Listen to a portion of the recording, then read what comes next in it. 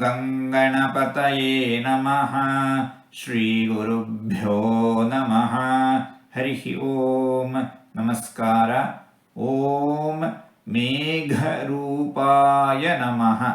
ನೀರು ಆವಿಯಾಗಿ ಮೋಡವಾಗಿ ಮತ್ತೆ ಮಳೆಯಾಗುವಂತೆ ಮಾಡುವವನು ಭಗವಂತ.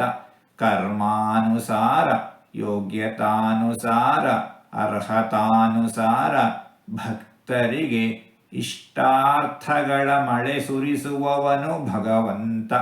ಆಕಾಶದಂತೆ ಎಲ್ಲೆಡೆ ವ್ಯಾಪ್ತನಾಗಿರುವವನು ಭಗವಂತ.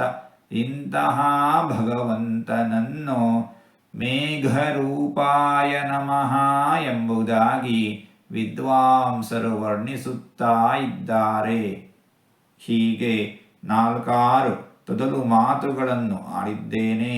ಇದರಲ್ಲಿ ಏನಾದರೂ ತಪ್ಪುಗಳು ಇದ್ದರೆ ಆ ತಪ್ಪುಗಳನ್ನು ಬಿಟ್ಟು ಒಳ್ಳೆಯದು ಅಂತ ಏನಾದರೂ ಇದ್ದರೆ ಆ ಒಳ್ಳೆಯದನ್ನು ಮಾತ್ರ ಸ್ವೀಕರಿಸಬೇಕು ಅಂತ ಹೇಳಿ ಪ್ರಾರ್ಥನೆ. ಈ ನುಡಿಗಳನ್ನೆಲ್ಲ ಆಡಿಸಿದ ಭಗವಂತನಿಗೆ ಸರ್ವವೂ ಸಮರ್ಪಿತ. ಸರ್ವಂ ಶ್ರೀಕೃಷ್ಣಾರ್ಪಣಮಸ್ತು.